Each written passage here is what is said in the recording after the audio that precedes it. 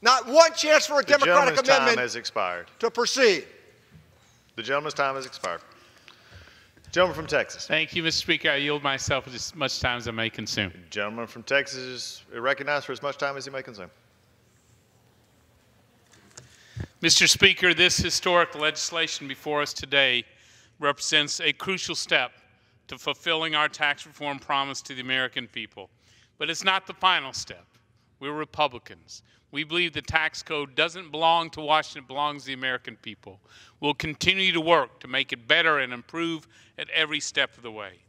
And before I make final remarks, I want to thank all of our Ways and Means members who have done so much and worked so hard, as well as every member of this House who helped make this opportunity real for the American people. I also want to say how grateful I am to everyone at the Nonpartisan Joint Committee on Taxation and the House Office of Legislative Counsel. Their work, their careful analysis contributed so much to this bill. Finally, I want to give special recognition to Barbara Angus, our Chief Tax Counsel, Ways and Means, and all of our staff on the committee. They put their hearts and their souls and many sleepless nights in the development of this bill. I can't thank them enough for their hard work and dedication. Mr. Speaker, the House of Representatives is by its very design the chamber of Congress closest to the American people. And today this House, the People's House, will pass historic legislation to improve the lives of Americans nationwide. For too long, this broken tax code has put the needs of the people second, propping up Washington's special interests at the expense of hardworking Americans.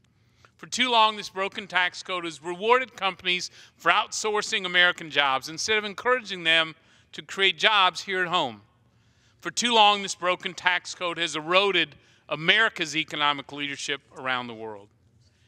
You know, this country used to be the standard bearer worldwide for competitive tax systems. Not anymore. Now the United States is barely a speck in the rearview mirrors of so many of our international competitors. In our businesses, our workers, our Made in America products, which are the best in the world, are bearing the consequences of Washington's failure to act. That stops now. And it stops with the Tax Cuts and Jobs Act. With this historic bill, we'll provide real simplicity for every taxpayer. We'll deliver real fairness to every hardworking American. We'll be more competitive than ever. We will win worldwide and here at home as well. And we'll see better jobs and bigger paychecks in every community of this great nation so people can keep more of their hard-earned dollars. With this bill, we will deliver a new tax code built for a new era of American prosperity. So, to Washington's special interests who are now being propped up by absurd carve-outs and loopholes, get ready to stand on your own. To our international competitors who are now leading the pack, get ready to have some company. And to the American people who've waited years for tax reform, get ready for the tax relief you deserve. Today, this House, the People's House, is taking action on the most transformational tax overhaul in a generation. And we're taking action today. It's time for this old broken tax code to go. It's time to put the American people first. Mr. Speaker, I yield back. The gentleman from Texas yields back. The gentleman from Massachusetts is recognized. Mr. Speaker, I yield myself the balance of our time. The gentleman balance is of my time. The gentleman is recognized. 2.5 minutes, I believe, Mr. Speaker. 8.5. Well, 2.5 to me, I'm going to yield then. That's fine. Okay. The gentleman is recognized for 2.5. So let me acknowledge the superb Democratic tax staff that are here as well. Kara Getz, Karen McAfee, Aruna Kalyanam, Peg McGlinch, Deva Kyle, G. Pritchard, and Suzanne Walsh. They did a magnificent job as well, and we're all much dependent on the good staff work, particularly, I think, on the Ways and Means Committee. So I spoke earlier of the missed opportunity that we have here. We have a real problem in America with labor participation rates. 6 million jobs go unanswered every day now in America. 18,000 precision manufacturing jobs in New England, 1 million tech jobs, because skill sets don't align with the job opportunities that are out there. 2 million Americans sit home with opiate addictions that should be in the workforce. This was a chance to invest in human capital as well, to invest in our community colleges, to invest in apprenticeship programs, and yes, the other challenge that we have in America is clearly to invest in vocational education for many of the jobs that are available. Instead, we pushed that all to the side and decided that once again, if we just had tax cuts, then all of these challenges and problems would go away. The idea of investing in the human side of American opportunity is then people do what we would like them to do in terms of home buying and raising families and caring for neighborhoods and practicing an art form of citizenship. But once again, what we're witnessing today, and we need to be alarmed about it, is the greater and greater concentration of wealth in America. Now, I understand it's complicated. It has to do much with technology and globalization, but it's also about the gig economy, and we today reward capital more than we reward labor. And when we get done, if they are successful on the other side, we are going to further concentrate wealth amongst those few families in America. We serve here in the House of Representatives, not in the House of Lords. This is not about peerage where you're entitled to a seat in this House of Representatives.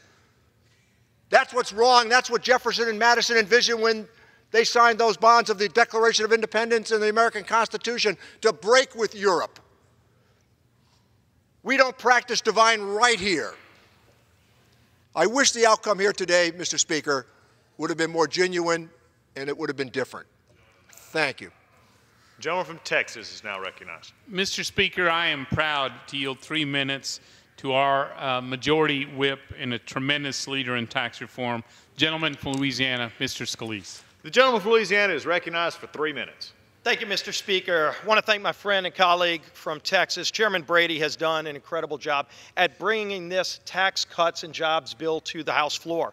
And today's an historic day, Mr. Speaker, for families who for so long have been calling out saying that they want to pay less in taxes. We answer that call today, Mr. Speaker.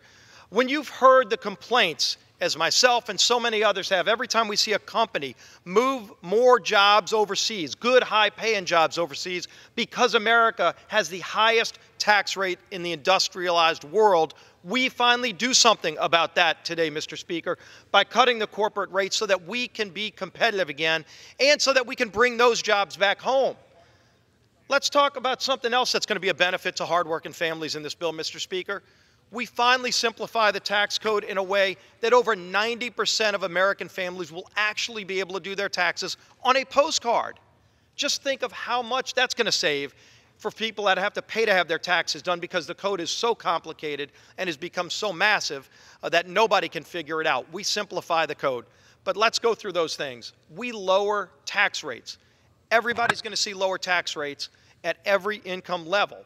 We double the standard deduction from $12,000 to $24,000 that every family can take advantage of now. That doubled standard deduction is going to be a big win for hardworking families that are struggling. We eliminate special interest loopholes, Mr. Speaker.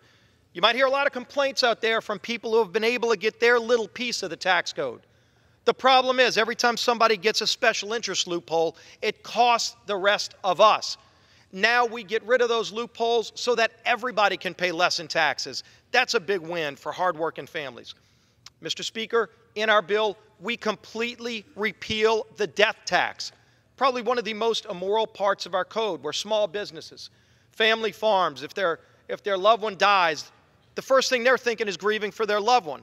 But immediately after, they get a big tax bill from the federal government that in many cases forces them to sell their small business instead of passing it on to their family.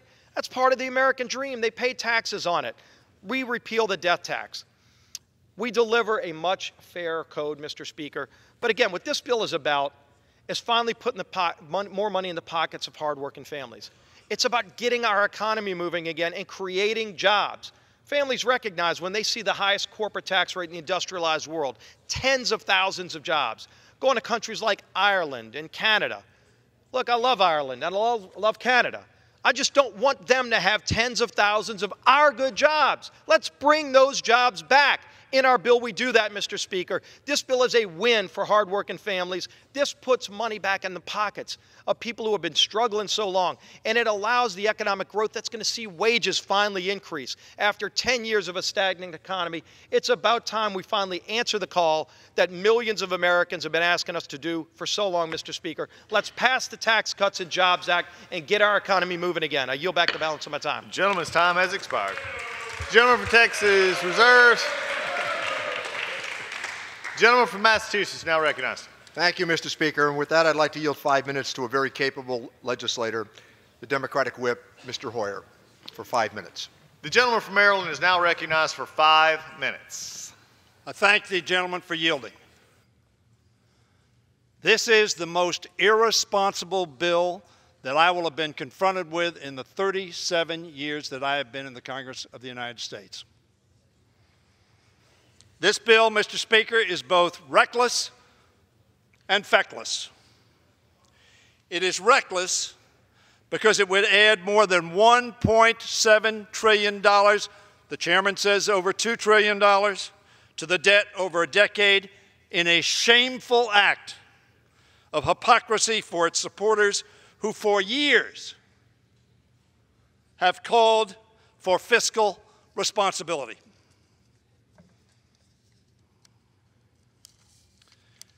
It is feckless because its authors write it with an eye towards politics, not policy.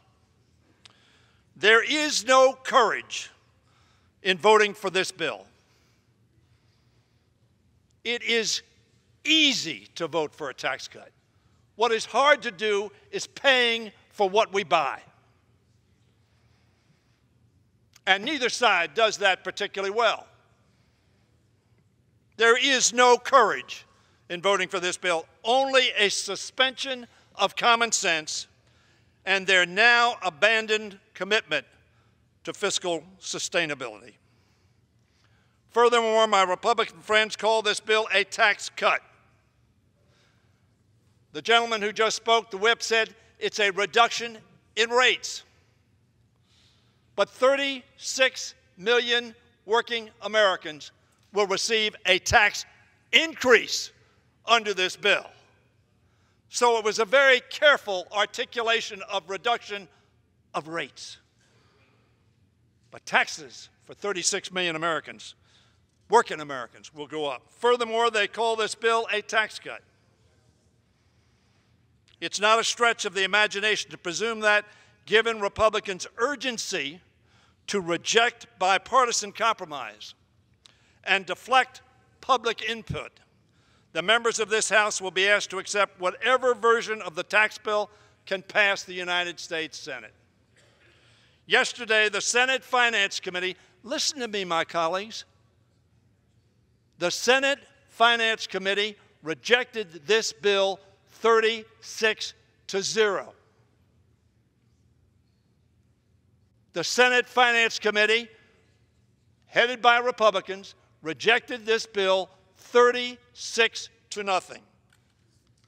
I am reminded of what Representative Matt Gaetz, a Republican, said last month about the budget resolution that teed up this tax plan. He said that we were being, and I quote, asked to vote for a budget that nobody believes in, so that we have a chance to vote for a tax bill that nobody's read. I won't ask you to raise your hand if you've read this bill. One, those who take this vote will have to live with it. And just hope that whatever mystery tax package your Senate colleagues send over here won't gut whatever concessions you've extracted. I heard the whip say no special provisions in this bill.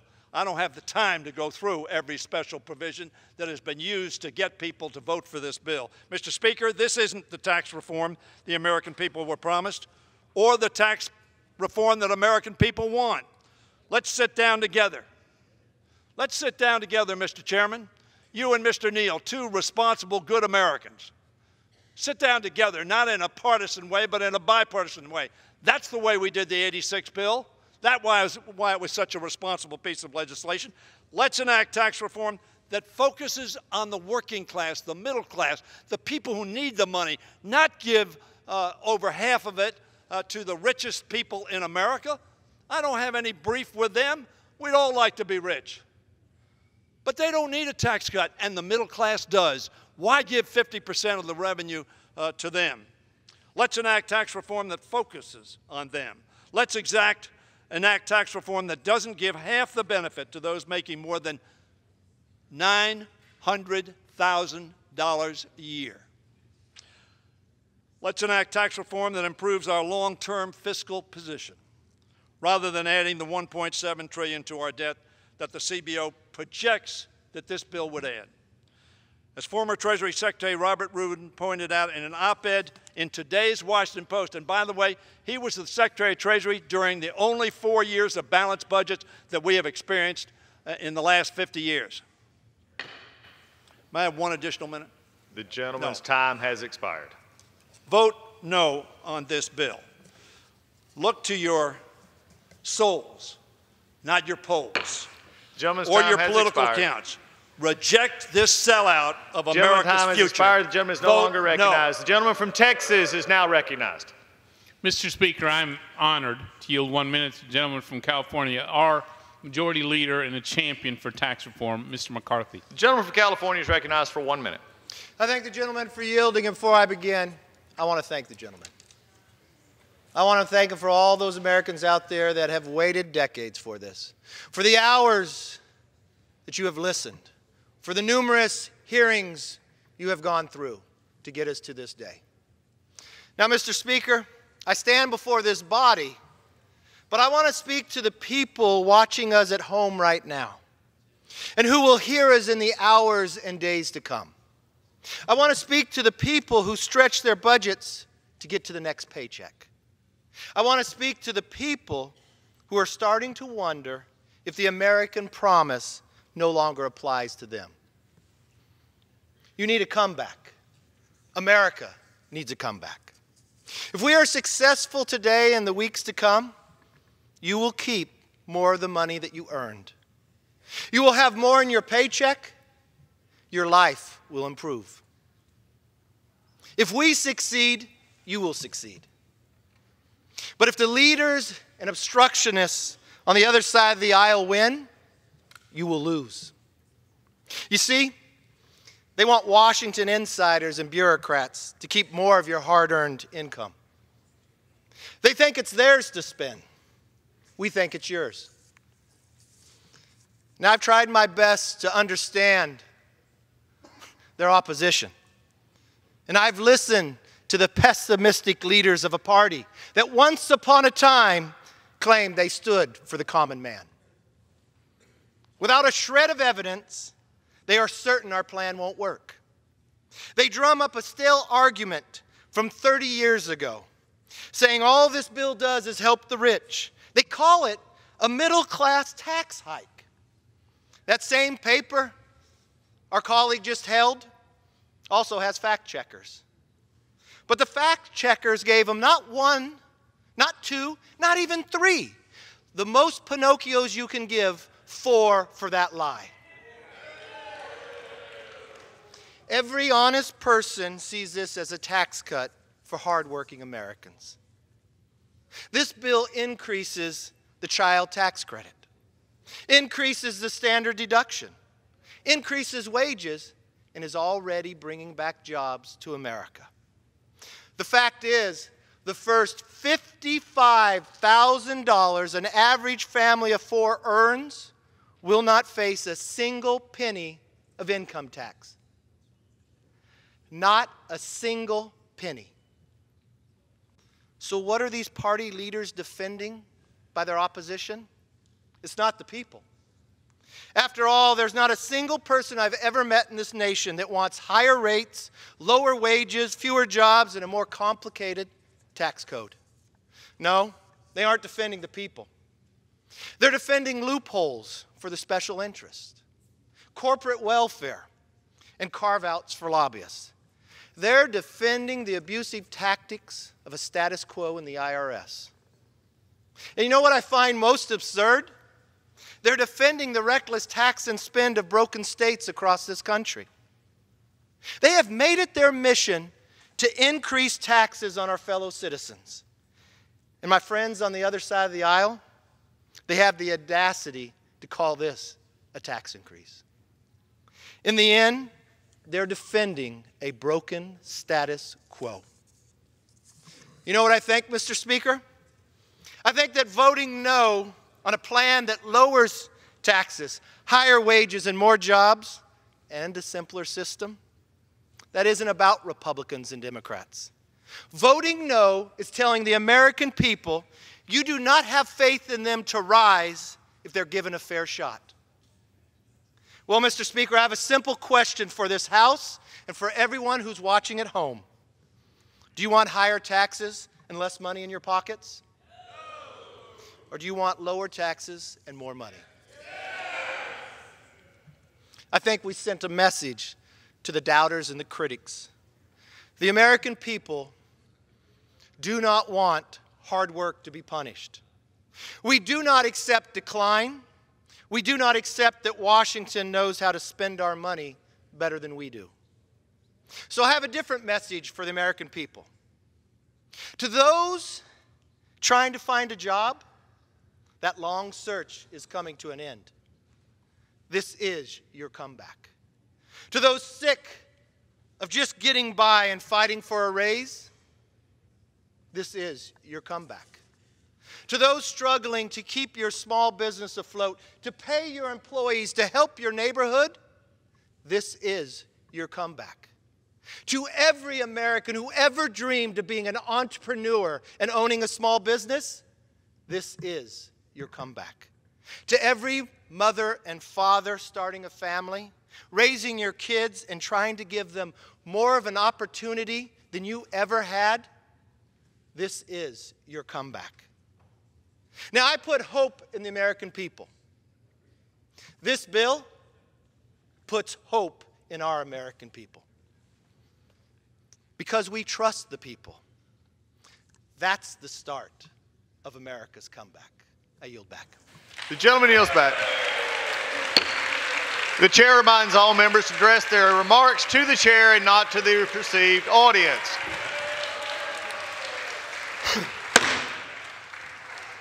The House will come to order. The gentleman from Massachusetts is recognized. Thank you, Mr. Speaker. Always an honor to introduce the very capable Democratic leader, the gentlelady from California, Ms. Pelosi. The gentlelady from California is recognized. For 1 minute. Thank you very much, Mr. Speaker.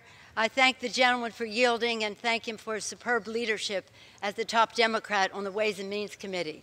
I commend him and all of our fellow Democrats on the committee for standing up for the middle class in our country and fighting for the truth in what is in this bill.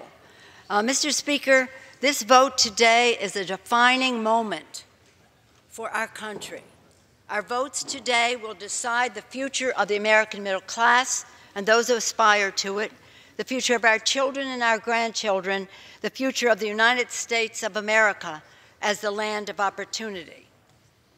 Today, the Republicans have brought forth a bill that is pillaging the middle class to pad the pockets of the wealthiest and hand tax breaks to corporations shipping jobs out of America and drastically increasing the national debt. My colleagues, the bill Republicans have brought to the floor today is not tax reform. It's not even a tax cut. It is a tax scam. So many people have written in about it who are affected by it, and I'll submit all of that for the record. But I do want to say that this is not only a defining moment, it is a moment of truth. With straight faces and with the speed of light, I have to give them credit. They raced this thing through in the dark of night. They're trying to sell a bill of goods to the middle class that this is in their interest, that this is a middle income tax cut. According to the Nonpartisan Tax Policy Center, Republicans are raising taxes on 36 million middle-class families. 36 million. The gentlelady will suspend. The gentleman is correct. Typical of the Republicans, Gentlelady they will don't suspend. want you to hear what I have to say as I speak The truth. gentlelady will suspend until the House comes to order. The gentlelady can continue. I associate myself with the very wonderful comments of our distinguished House Democratic whip, Mr. Hoyer, especially at the end, when he said, look to your soul, not to your polls. I want to speak to Pope Benedict, his encyclical, God is Love. It was his first encyclical as Pope. And in that encyclical, Pope Benedict quoted the wisdom of St. Augustine. 17 centuries ago, St. Augustine said, a state which is not governed according to justice would be just a bunch of thieves. Benedict went on to say, the state must inevitably face the question of how justice can be achieved here and now. And he cautioned against the danger of certain ethical blindness caused by the dazzling effect of power and special interest. Interesting in light of the fact that when this bill is brought forward, the Director of National Economic Council, Gary Cohen, he said, the most excited group out there are the big CEOs about our tax plan. Is that about justice? Congressman Chris Collins said, my donors are basically saying, get it done or don't ever call me again. Senator Lindsey Graham said, the financial contributions will stop if this tax scam fails. Well, he didn't say scam. I'm saying scam. That's my word. Back to the Pope and the Catholic bishops. The U.S. Conference of Catholic Bishops wrote, this proposal appears to be the first federal income tax modification in American history that will raise income taxes on the working poor while simultaneously providing a large tax cut to the wealthy. The U.S. Conference of Catholic Bishops went on to say, this is simply unconscionable. My colleagues, we always begin our session with prayer, and many of us attend Mass on the weekend on Sundays. But we cannot pray and think that that gives us a lesson to pray on people the rest of the week. And that is what this bill does. It preys on the middle class and those aspire to it. It pillages and loots the middle class. It is a shameful piece of legislation, and the Republicans should know better. They say it's going to get better in the Senate. Oh my gosh. In the Senate, as Mr. Hoyer pointed out, unanimously the Senate Finance Committee rejected this proposal already. Was it 26-0, whatever the number was, the zero loomed large. But getting back to values, because that's what we're here to do, and what we do in our budget, which is the tax bill is a part of, it's supposed to be a statement of values. In his study of civilization, the great British historian Arnold Toynbee found at the beginning of a hopeful country, the political leadership formed a creative minority that inspired and led the flowering of civilization. But in some nations, leaders became a dominant minority of exploiters, focused on their own wealth and power. Arnold Toynbee, welcome to the Republican side of the aisle in Congress. These competing mindsets, he went on, between the dominant minority of exploiters versus the creative minority that inspired and led the flowering of civilization, these competing mindsets and motivations create schisms in a body social and schisms in the soul of the body politic. And lo and behold, the Republican Party has written a bill. Nearly half the benefits go to the top 1%. Top 1% in our country, and 80% of the benefits go to the top 2%. This is a moment, a defining moment, but it's also a moment of truth. How can the Republicans with a straight face say to the middle class, well, we're doubling this or doubling that, give with one hand, take with another? And to hear them cheer for the provision in here about the estate tax, listen to this. You tell me if you think this is fair. 1,800 families in America, not your family farmer that everybody's taken care of in what we have done already with the estate tax. In this bill, 1,800 of the wealthiest families, the filers in our country, will, in the life of the bill, get the break of $172 billion. 1,800 families. This is for 1,800 families. And you know what? The Republicans cheered that. 1,800 families are going to get $172 billion.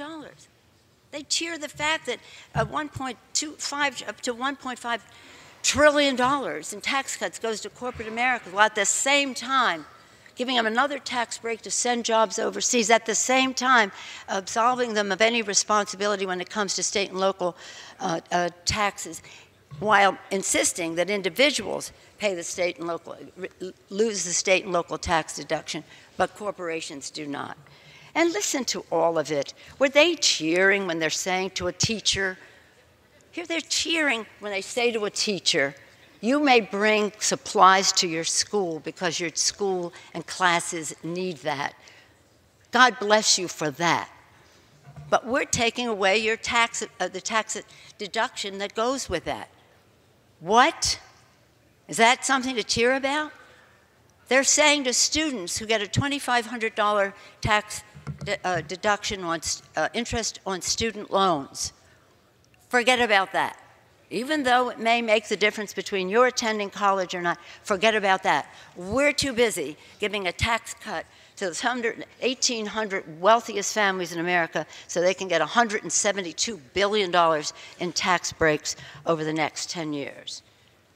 They're saying to families, whether they have a child with a disability, a senior with Alzheimer's, and everything in between, if you have extraordinary medical expenses, and since 1944, you have been able to deduct them no more, because we got to give it to the high end. So take that away. Do you have any idea what that means to America's working families and what it means for them if they have Alzheimer's? We had one person come to our event in San Francisco last week from Barbara Lee's district. She said it cost almost over $170,000 in cost for her because her husband has Alzheimer's. The tax deduction enabled them to survive.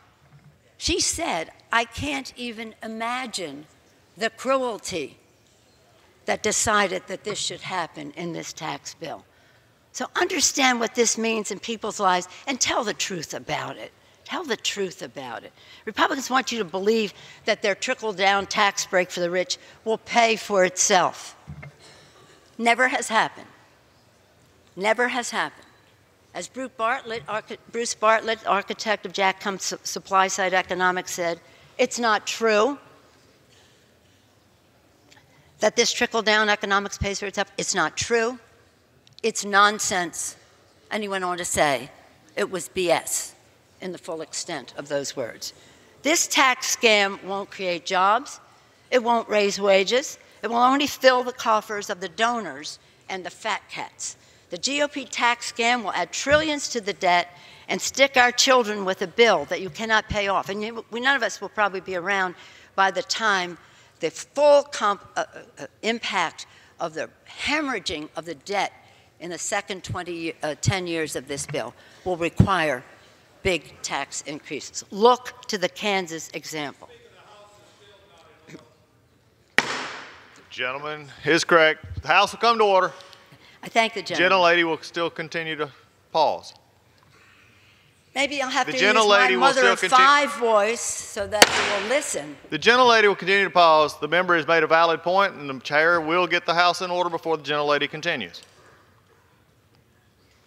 As I always like to say, gentlelady will now continue. Mr. Speaker, maybe I have to use my mother of five voice to be heard. But as a mother of five and a grandmother of 9, we're supposed to be thinking about our children and their futures, and our grandchildren and their futures. God willing, one day some of you will have grandchildren. I always ask you the question, do they breathe air? Do they drink water? Why are you messing that up in other areas of our policy making here? But getting back to this, the tax scam won't create jobs. It won't raise wages. As I said, it will only fill the coffers of donors and the fat cats. This GOP tax scam will add trillions to the debt. Oh, where are the deficit hawks? Have you become extinct? Is there not one among you who understands what this does to the national debt? And with all due respect to your leader, for him to put at our doorstep the debt when it was a creation, President Bush went into office on a path from President Clinton of deficit reduction. The last 5 Clinton budgets were in balance or in surplus. President Bush turned that around by repealing pay-as-you-go, tax cuts for the wealthy, didn't trickle down, 2 unpaid fair wars, give away to the pharmaceutical industry, taking us to a place, remember September of 2008, when we were in the worst economic downturn since the Great Depression. But anyway, back to here. As Republicans know, our Republican friends have already shown us their playbook. In this bill, corporations will get a cut of $1.5 trillion, the same $1.5 trillion that Republicans plan to slash from Medicare and Medicaid in the GOP budget. In their bones, the American people know they're getting a raw deal under the Republican bill before us. You know it. You know why you're here. You know what you're doing. Democrats believe the American people deserve better, a better deal, better jobs, better wages, a better future. We want to create good-paying jobs, raise workers' wages, lower the cost of living for families, give Americans the tools they need to succeed in the 21st century, but you can't do that if you have a budget that does not invest in that future and is hampered by the cuts. Let's go back to the drawing board. Let's write a bipartisan bill that raises wages, creates jobs, promotes growth, reduces the deficit. But to get to that place, we would want to go to the table in a bipartisan way. What are you afraid of? In a bipartisan way, to put together a tax bill that is good for the American people instead of one that does violence to the American dream. I urge my colleagues on both sides of the aisle to vote no and to demand a better bill for America's working families. And I want to return to the U.S. Conference of Catholic Bishops to put their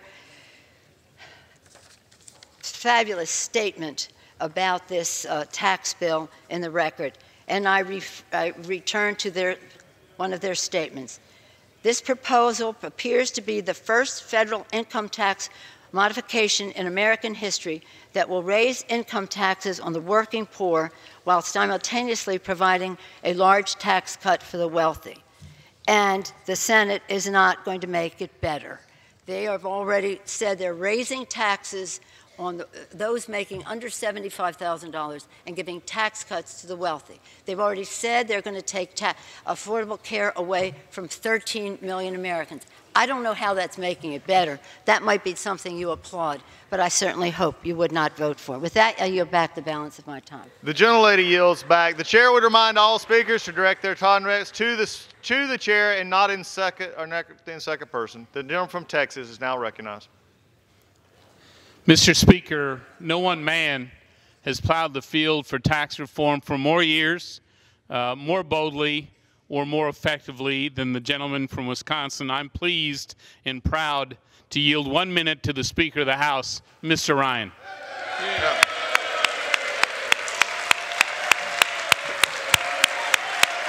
I haven't said anything yet. Thank you. That's great. Speaker, the House is not in order. The House come to order, and the gentleman from Wisconsin is now recognized for 1 minute. Mr. Speaker, first, I love this 1 minute, and I try not to abuse it too much, but I'm going to right now. Mr. Speaker, I want to start off by thanking Chairman Kevin Brady and all of the members of the House Ways and Means Committee for this job well done.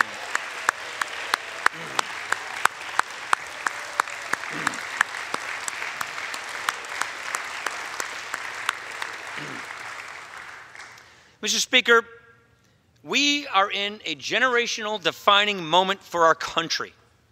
And what we're doing here is not just determining the kind of tax code we're going to have. What we are doing here is determining the kind of country we're going to have. And right now, because of this anemic economic recovery? I mean, don't forget, we had the worst recession in our lifetimes in 2008. And ever since then, this economy has been flat. This economy has been way under its potential. This economy has been growing at a limp 1% to 2%. And you know what that means for hardworking taxpayers? You know what that means for Americans? Nobody gets a wage increase. Living standards are stagnant. Economic anxiety is high. 78% of our workers in this country today are living paycheck to paycheck. Most Americans say that they don't even have $500 in their bank account for an unexpected emergency or an expense. This is the economic anxiety that's for real in this country today. Instead of thinking about getting ahead, families are just struggling to get by. Think about all the moms and the dads and the hardworking taxpayers going to bed tonight, not sleeping, worried about what comes next week. This is not how it should be. This is not how it is in this country traditionally. We need to restore growth. We need to restore opportunity. We need to restore this beautiful thing we affectionately call the American idea. Passing this bill is the single biggest thing we can do to grow the economy, to restore opportunity, and help these middle-income families who are struggling. People always ask, well, what's in it for me? You know, how do I benefit from this? Well, I'm a chart guy. Why is this important? What this shows you, under this plan, the average family at every income level gets a tax cut. A tax cut at every average level. And what this chart shows you, the people here who are struggling, the people here who are in middle income brackets, the people here who are low income trying to become middle income, they get the biggest tax cut. This plan is good for people of all walks of life, all across the country, and the bigger relief goes to those who need it most. Let's put it into numbers. A typical household of 4 people, they make $59,000 in this country. That family of 4, $1,182 tax cut first year alone. The median family income, mom, dad, 2 kids, the median family income in America today is $87,000. That family will get a $1,941 tax cut right away, year 1.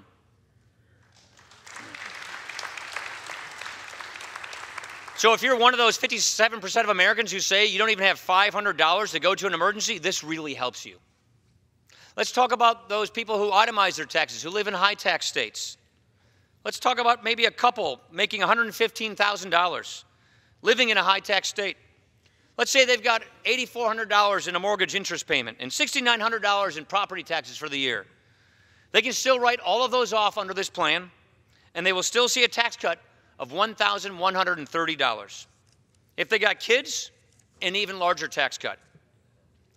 Not only do people get to keep more of their own money in their own pocket, but we dramatically simplify the tax system. We make it more fair. Today, 7 out of 10 Americans don't itemize their deductions. That means 70% of Americans take what we call the standard deduction for their taxes. And it's just that, it's standard, it's straightforward. You're not taxed on that income.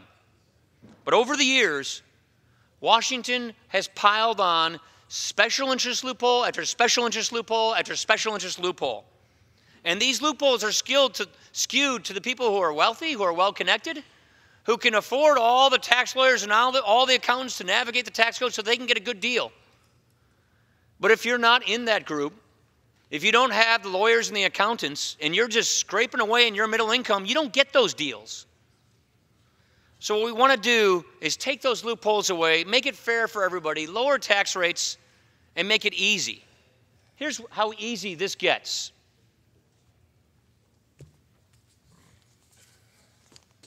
We're going to make it so easy that by doubling the standard deduction, 90% of Americans, 9 out of 10 Americans will be able to fill out their taxes on a form the size of a postcard. And what this means is, For a single person, you don't pay taxes on your first $12,000 of income.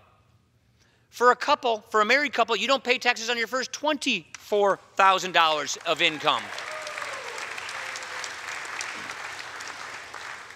And here's the basic philosophy. Instead of jumping through all the hoops that the IRS puts in front of you, instead of doing what the special interest groups say you need to do in order to get some of your money back, we basically say, keep your money in the first place. It's your money. Do what you want with it. All of this is about tax relief. It's about fairness. It's about simplicity. It's about easing the stress and anxiety that's in this country. But what we really need to do is we need better jobs, more jobs, faster economic growth, higher wages. And this brings us to the way we tax ourselves as businesses. This brings us to what do we do to make America the most competitive place in the world? Here is the real problem we've got when it comes to the way we tax our businesses. We're the worst in the world at it. We right now tax our businesses at the highest corporate tax rate in the industrialized world. What does that do? Well, let me give you an example where I come from. In Wisconsin, the example is Johnson Controls. Johnson Controls is a company with a history dating back in our state to the 1880s. It was the biggest company we had headquartered in Wisconsin. Not anymore, because Johnson Controls is an Irish company, and their Irish tax rate is 12.5%. This is happening all over the country. Companies, just to stay competitive, are becoming foreign companies. And when the headquarters of that company leaves your hometown, when the headquarters of that business and that employer leaves your state and goes to another country, there goes the United Way campaign. There goes the white-collar jobs. There goes the manufacturing. There goes the research and development. There goes America's competitiveness. What's worse is all these foreign companies are buying U.S. companies because it's cheaper because of taxes. So here's what we do. Instead of being the worst in the pack, we leapfrog ourselves by bringing that tax rate down to 20%. Because guess what? When you tax your businesses at much, much higher tax rates than our foreign competitors tax theirs, they win and we lose. We got to stop losing. We got to start winning. That's what this does. What's even more impressive about this is it lowers taxes for those small businesses, those mom and pops, even more. So we got to make sure that our businesses, the job creators of America, have every incentive to stay here, have every incentive to build here, have every incentive to hire here. And what's more, we're finding that by doing this, we're going to get faster economic growth. We're going to get more jobs. We're going to get higher wages, better take-home pay. Let me just break it down in simple numbers. Tax Foundation, they ran the numbers. Nonpartisan Tax Foundation said, with this bill, we'll get faster growth, about 3.5% faster economic growth, about 890,000 new jobs. They estimate that in New York State alone, 57,834 new jobs. Wisconsin, 17,999 new jobs. California, 101,422,000 new jobs. Texas, 74,037 new jobs. And you get these new jobs when you grow this economy. You pass this bill, you grow this economy.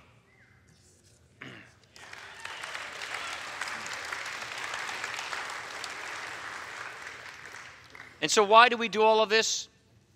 Because it's about giving people more take-home pay. It's about raising wages. It's about helping families who are struggling to get ahead. It's about getting Washington out of the business of picking winners and losers and giving the American people the kind of economy they deserve, the kind of economy we can have. This just shows you that across every income scale, across the board, wages will go up because we're going to grow the economy. And most of the wage growth goes to the people who need it most, people who are in the middle, people who are struggling. That is why we're here. My colleagues, right now, we are in the middle of a long day where people are working tooth and nail in their jobs. We are right here in the middle of a day where America's workers are trying to figure out how they're going to make ends meet, how they're trying to keep up with everything. Those people The hardworking taxpayers of this country that we represent, that is why we're here. This is why we're doing this. They are the foundation of this country. We're here today for them. The special interests are trying to protect their piece of the pie.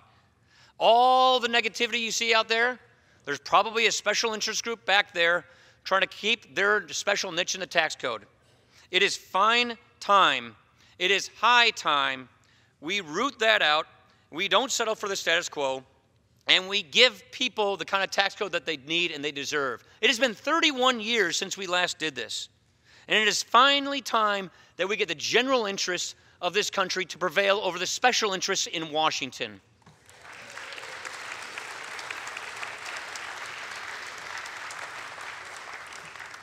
So we know that this brings more fairness. We know that this increases take-home pay and bigger paychecks. And we know that this grows the economy and creates more opportunities. Faster economic growth is not going to fix every problem America has. But faster economic growth is going to help us solve every problem America has. My colleagues, I ask you today to raise your gaze and do something bold, to see the forest through the trees, to think about the people we are here to actually represent, to think about the people who are struggling, who are going to go to bed tonight and probably not sleep because they're worried about what's going to happen tomorrow. That's what this is. This is one of the most historic and the biggest things that we will ever do. And the reason is because this is one of the biggest things we can do to improve people's lives, to revitalize that beautiful American idea, to spread liberty and freedom. This is something that's going to refresh our confidence in ourselves and our confidence in each other. Enough settling, enough giving in. Let's start to reclaim our future right here, in this moment, in this chamber, in this moment. Let's pass this bill. Thank you, and I yield back the balance of my time.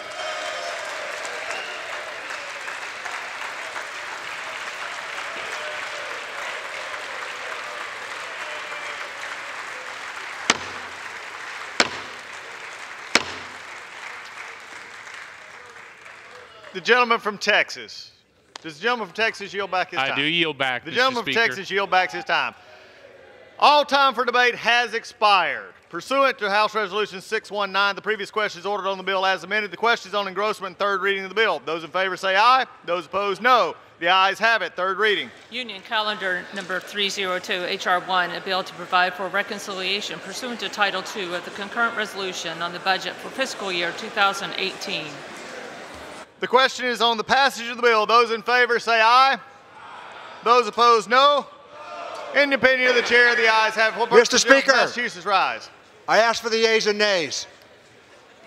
The yeas and nays are requested. Those in favor and vote by the yeas and nays will rise. Sufficient number having arisen, the yeas and nays are ordered. Members will record their vote by electronic device. Pursuant to Clause 8 of Rule 20, the 15-minute vote on the passage of the bill will be followed by a 5-minute vote on suspending the rules and passing H.R. 3109 if ordered. This is a 15-minute vote.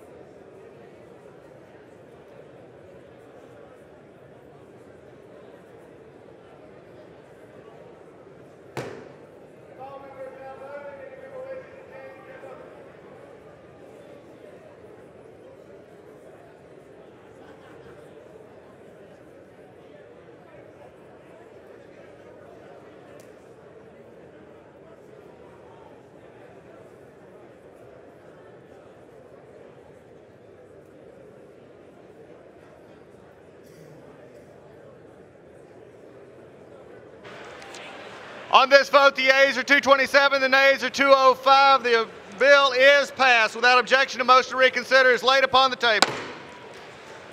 The chair will remind all persons of the gallery that they are here as guests of the House and that the manifestation of approval or disapproval of proceedings is a violation of the rules of the House.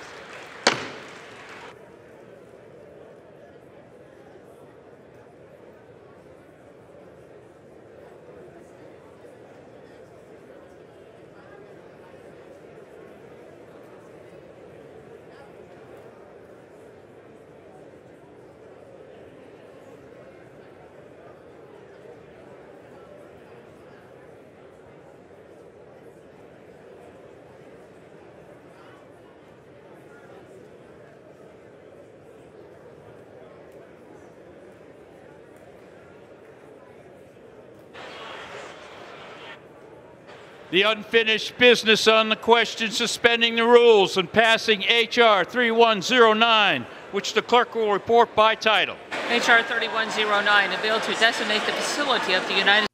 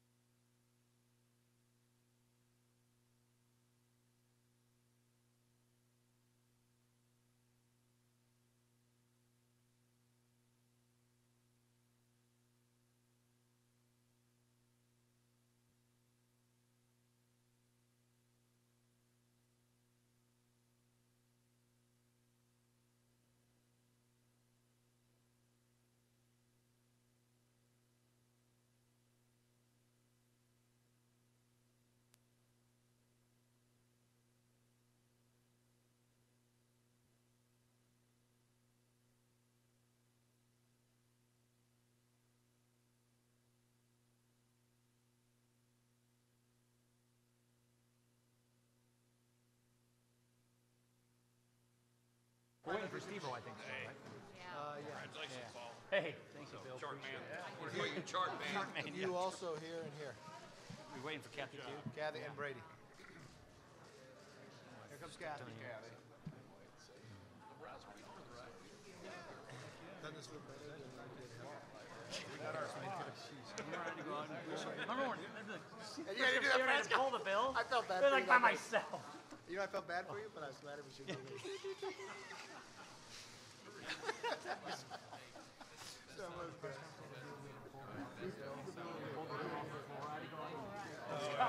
You were here by yourself, weren't you? By myself. Nobody was standing there. We were with you. Watching. Yeah. We were thinking about you. Where's Steve-O? We're still waiting. Where's Steve's people? Did someone get in squeeze?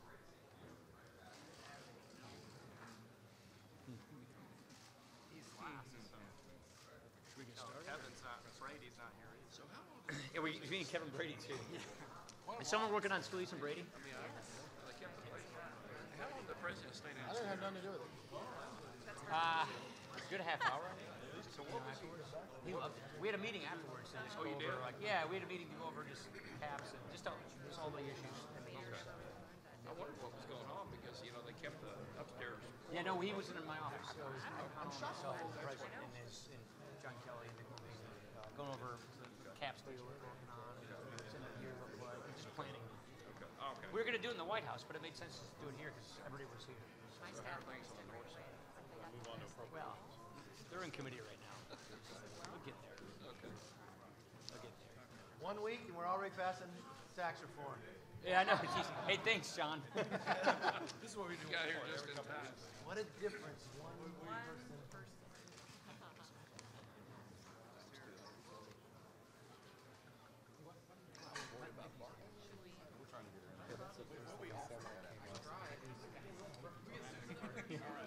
Don't take it She's easy. over here on the corner.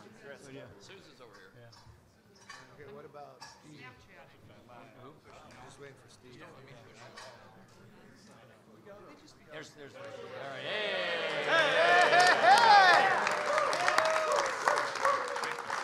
Steve-O now. Just waiting for Scalise. He's headed our direction. He is. Did you see him? Yeah. Oh, no, here's his guy. There he is. Hey! Doing the crutches, too.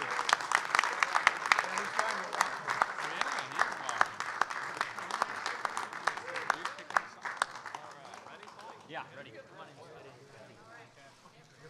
All right, what a country and what a day. Today we are one step closer to tax relief for every American family. We are one step closer to better jobs and more opportunity for every American. And today's a big day for so many in this country, especially for those who have been struggling to get by, who haven't been able to get ahead, who have read about the economic recovery for years, but have never experienced it. Today is a great day for them. Qué gran día el día de hoy para todas las familias de Estados Unidos. Hoy estamos un paso más cerca a mejores empleos, más oportunidades. Hoy es especialmente un día muy bueno y positivo para aquellas familias que han leído sobre la recuperación económica, pero que no la han sentido, que no han percibido ese crecimiento económico en sus hogares. Hoy estamos un paso más cerca a un futuro más próspero para todos en este gran país. Now I want to introduce, ahora,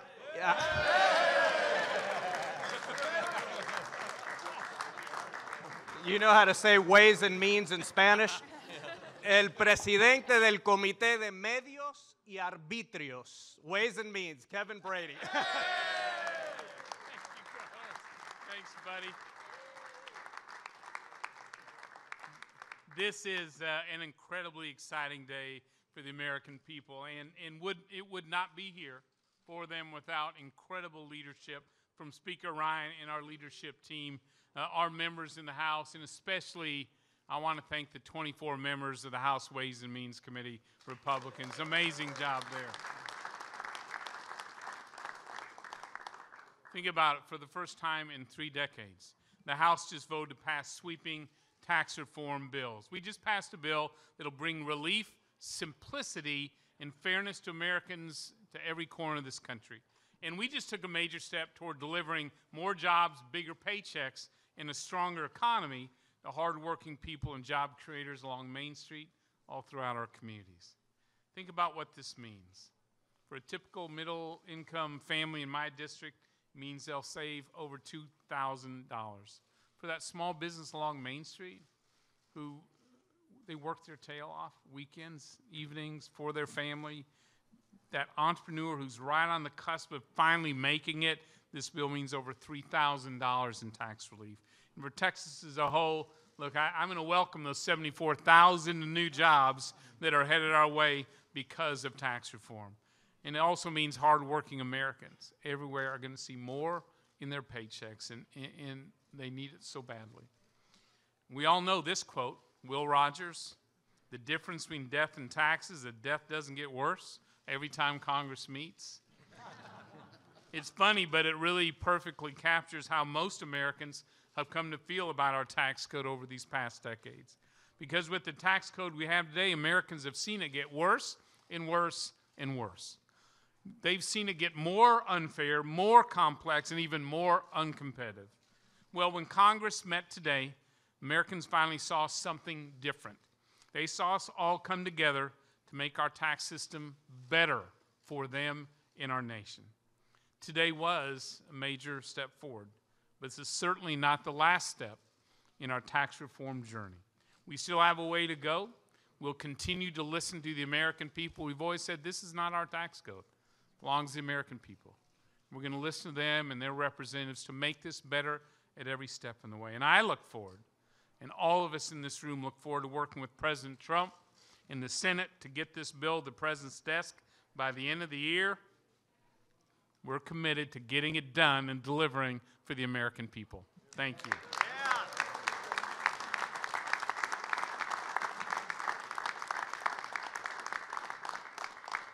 Earlier I said there is no one man, no one person who has plowed the field for more years, more boldly, more effectively on behalf of tax reform for the American people. His greatest title is former chairman of the Ways and Means Committee. And I'm proud, we're all proud of our speaker and friend, Paul Ryan. Thank you, man. Thank you. First, I want to do it back at you. I want to thank the man in the House who made this day possible, our joyful field general from Houston, our good friend and leader, Kevin Brady. Thank you so much. I've got to say, this is nothing short of extraordinary. Let me just tell you, getting 218 members to agree on something as complicated as the most... well, we needed 218, but okay, let me rephrase it. Getting 227 members to agree on something as complicated. This country has not rewritten its tax code since 1986. The powers of the status quo in this town are so strong, yet 227 men and women of this Congress broke through that today. That is powerful. Of course, I want to thank not just the members who made this possible today. I want to thank the President. I want to thank his administration. And I want to thank our partners in the Senate who are doing their work as well.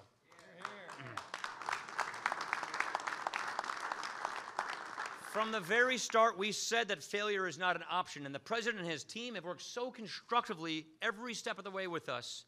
He's been a tremendous partner on this issue, and you know, I've just got to say how proud I am of this conference. Tax reform is so very hard, but we know that there are people who are really struggling in this country. We know that we are just coming through a decade of real economic anxiety, and we know that this is a nation that has so much more potential that has not yet been tapped. That's what this day is about. That's what getting this done is about. This is about giving hardworking taxpayers bigger paychecks, more take-home pay. This is about giving those families who are struggling peace of mind. It's about getting this economy to grow faster so we get bigger wages, more jobs, And we put America in the driver's seat in the global economy once again. It's about giving people hope and a new opportunity. And it's about making sure that America continues to be the best place in the world to live, to thrive, to start a business, to create a job, to grow, to construct. We've got a long road ahead of us. This is a very, very big milestone in that long road. We've got a long road ahead of us, and we have a timeline to get this done by the end of the year. We have the Senate right now working on doing this. We're excited about going through the legislative process, going to conference, getting this done, making this bill even better. But most importantly, I am excited on behalf of the American people who are waiting to see us get this done. Last thing I'll say is this. We collectively asked the country in 2016 to give us a chance to go work for them. We asked the people of this country who are struggling, give us a chance to make good by you. Give us a chance to make lives better for you. Give us a chance to improve your life. This conference today did one of the greatest things we could possibly do to make good on that promise, and I'm so proud. Right now, I just want to thank one of the women of our leaders of our Congress. She has been at the forefront of making sure that we get our message out, of making sure that we communicate, and making sure that we have 2 ears and 1 mouth and that we use them in that proportion. Ladies and gentlemen, our chairwoman of the Republican Conference, Cathy McMorris Rodgers.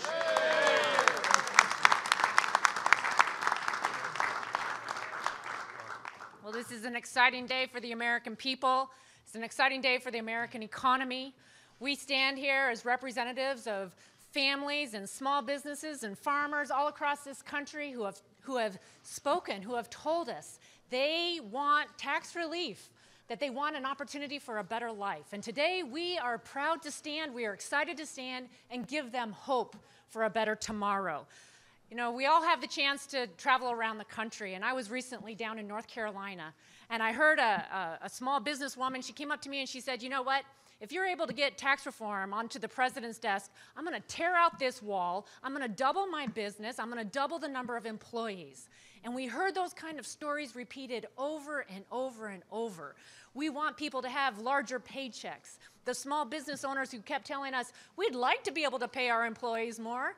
We'd like to be able to increase their paychecks, but it's the tax burden. It's the health care cost. And today we are standing for them. This is why we run for office. This legislation is pro-growth, it's pro-family, because we want a plan that's going to reward hard work, respect the dignity of work, and allow everyone to keep more money in their pocket. And we're talking about $1,182 for that middle-income American family. So our goal today, we had the president with us earlier, is to get this legislation through the Senate and onto the president's desk as soon as possible. And I'm joined by so many members, and our leader, our majority leader, is the gentleman from California who guides us through all of these legislative efforts and delivered today a rounding vote. And please join me in welcoming our majority leader, Kevin McCarthy.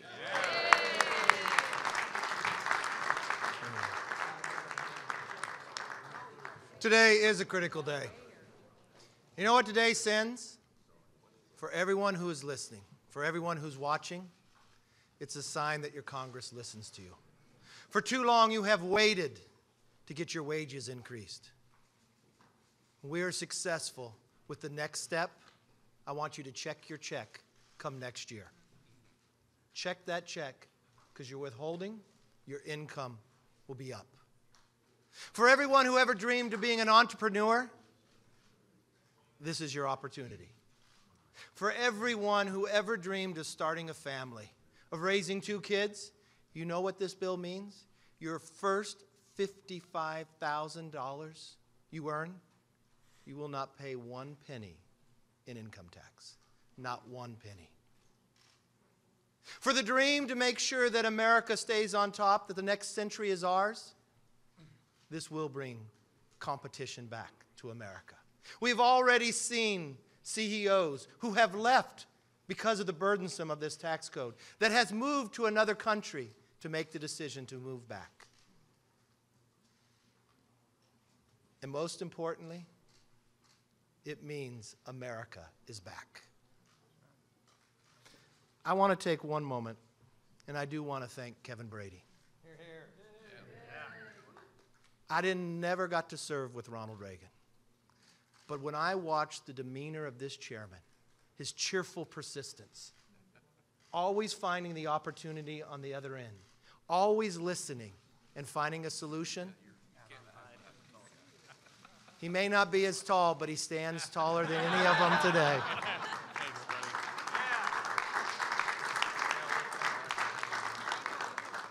Our job is not done. The Senate will have to do their work, and we'll come back. And when we finish the job, we make this promise to you. We will come back in a bigger celebration because we have listened to the American public. And I'll take one point of personal privilege. After this, I'm going to go celebrate my mother's birthday today. I want to introduce an individual for the whole reason, not why she ran, but the experience of what she had, of what a tax code has done to her family. They could take a very difficult situation and be able to keep a farm, raise a family, and say that she can make a difference. Today is a symbol of what Kristi Noem has been able to achieve, but it's not her last. Our Congresswoman, Kristi Noem.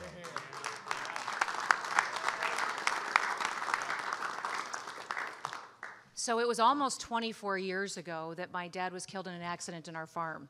And at the time, I was 22 years old. In fact, I became a first-time mother just weeks after he passed away. And so I was not only dealing with becoming a new mother, taking over a family operation with my mother who was devastated, but then dealing with all the changes in that. When we got a bill in the mail from the IRS that said we owed death taxes, and it made me mad.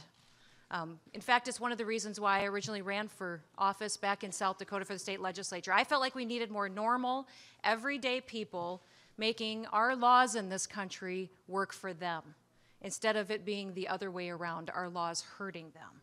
And so I'm very proud to be here. I'm a member of the Ways and Means Committee that worked on this bill. We had over 12 formal hearings on tax reform policies. We had hundreds of hours of debate. And we focused on 3 different priorities when we put together this legislation before you. We wanted strong families. We wanted to focus on low and middle income individuals in America. And we wanted growth. We wanted growth in the number of jobs, the incomes, the wages for them, growth and opportunities for our kids and future generations. This bill represents that today. I worked on the family tax credit, which prioritizes our kids, greatly increases the child tax credit, gives the taxpayer and a spouse. We got rid of the marriage penalty, which was a wonderful change in policy for this country, and also recognized that many families out there have adult dependents living with them too that they need to care for, and acknowledge that in this tax credit as well. We made sure that we lowered rates for folks, small businesses, family farms and ranches. We gave them an interest deduction and expensing ability, and we got rid of and fully repealed that unfair double tax, the most un-American tax in our code, the death tax, in this piece of legislation. So we're not done yet, and this bill isn't perfect. But it will be a very happy day for me, a happy day for America when we come back here and we approve the conference committee that goes to the president's desk. Because what we will be doing is creating new opportunities for our kids. The average family of 4 in South Dakota, they bring home about $50,000 a year, which isn't very much. That's both parents working, and they have to pay their electricity, their mortgage, their energy costs out of that, and there's just not a whole lot left over. I'm thrilled that in January their paychecks will be bigger, that they'll have more opportunities to provide for their families, and that we're building a stronger America together. Thank you. I want to introduce, I want to introduce somebody that is the most positive, uplifting individual I think I've ever had the chance to be around. And he's one of my personal heroes, Steve Scalise.